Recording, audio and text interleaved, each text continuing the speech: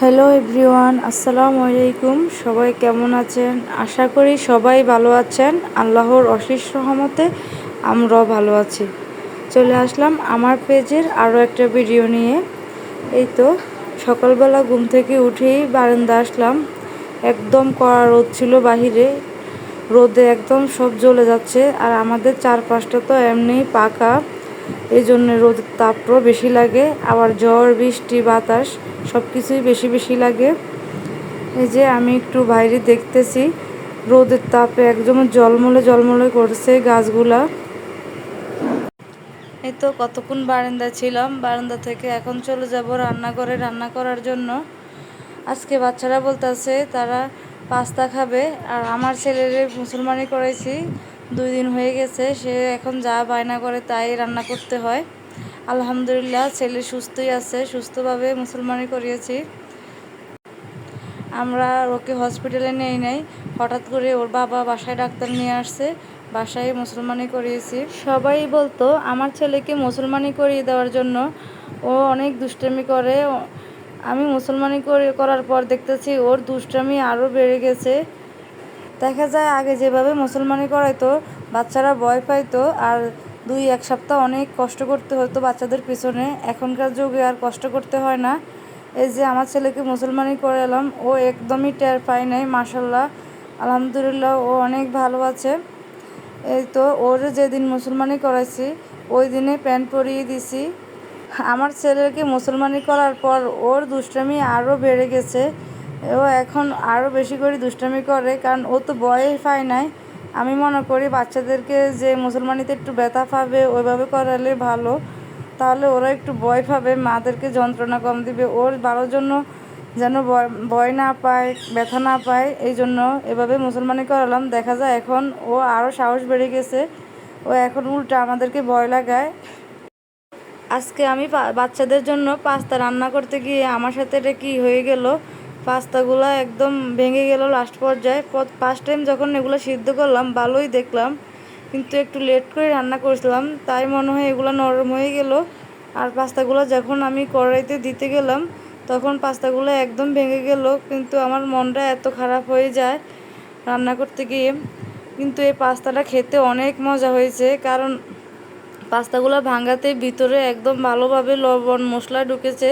সচরাচর পাস্তা রান্না করলে কিন্তু এগুলো একটু মানে পানসা পানসা লাগে পাস্তা, কিন্তু এরকম ভিতরে মশলা ঢুকতে চায় না।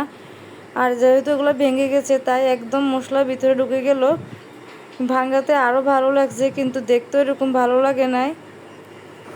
রান্না করতে প্রচুর অসুবিধা হইতেছে, অনেক গরম বাইরে, একদম ভরপুর গরম, রোদের তাপ, বাইরে বের হতেও খারাপ লাগে, আবার বাসায় রান্না করতেও খারাপ লাগে।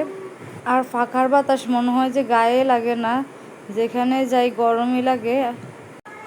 এই যে এখানে আমি পাস্তা রান্না করা শেষ করলাম, আর পাস্তার দিকে তাকিয়ে খুবই আফসোস করতে আছি।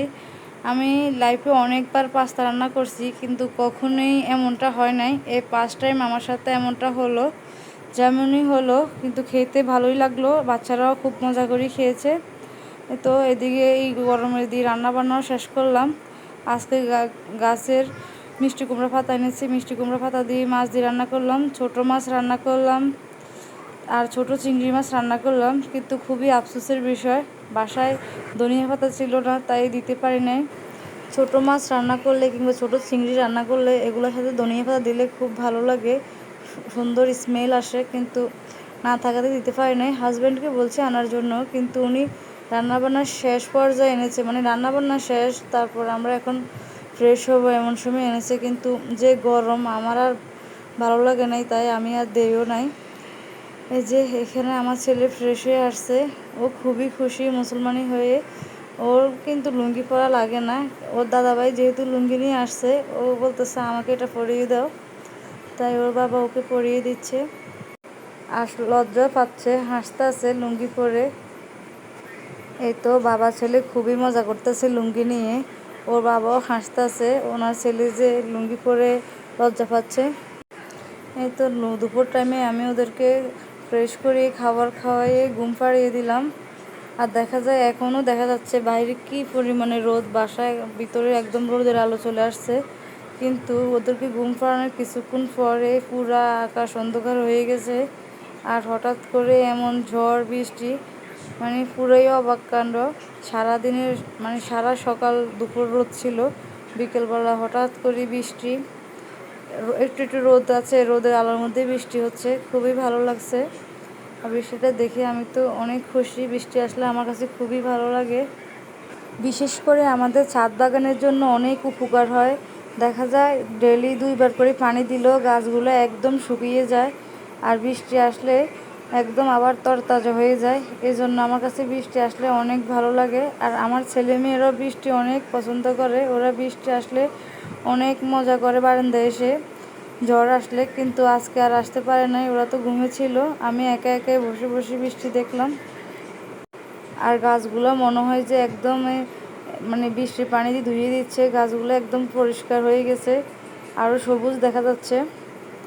এদিকে বারান্দার অবস্থা নাজেহাল, একদম বারান্দা অপরিষ্কার হয়ে গেছে বৃষ্টি আসার পর। এই তো এখানে আমার হাজব্যান্ড দুইটা মাছ নিয়ে আসলো, বড় বড় রুই মাছ, অনেক ওজনের ছিল। এগুলো কেটে আনে নাই, আমি এগুলো কেটে ধুয়ে পরিষ্কার করে নিচ্ছি। মাছগুলোর পেটও ডিম ছিল, আর মাছগুলো একদম তাজা ছিল। আর এইভাবে তাজা মাছ খেতে অনেক ভালো লাগে। উনি এগুলো তাজা দেখে বিকেলবেলা নিয়ে আসছে, একদম তরতাজা দেশি মাছই ছিল, প্রজেক্টের না। সবসময় উনি মাছ কেটে আনে, যেহেতু বিকেলবেলা দোকানের সামনে দিয়ে নিয়ে যাচ্ছে, তাই ওইখান থেকে নিয়ে নিল, আর কেটে আনে নাই। তাই এগুলো আমাকে আবার বিকেলবেলায় কাটতে হলো। এই তো মাছগুলো দেখেন একদম তাজা ছিল, মাছের মনে হয় যে হাসতেছে, লাল লাল ছিল পিসগুলা। মাছের পেটে অনেকগুলো ডিম হয়েছিল। আমার ছেলে মেয়ে যেহেতু ডিম পছন্দ করে, তাই বিশেষ করে এই মাছগুলো উনি কিনেছে, তাহলে বিকেলবেলা কখনোই মাছ কিনে না। আর পরের দিন আমার শাশুড়ি বাড়িতে গেল, আমাদের বাড়ির পুকুরে মাছ ধরছিল, ওইখান থেকে মাছগুলো নিয়ে আসছে। সারাদিন কষ্ট করে রুমে এসে শান্তি পাই নাই, এক গাদা কাপড় জমিয়ে আছে। এই তো এটাই হলো আমাদের জীবন। আজকের ভিডিওটা এই পর্যন্ত। আল্লাহ হাফেজ।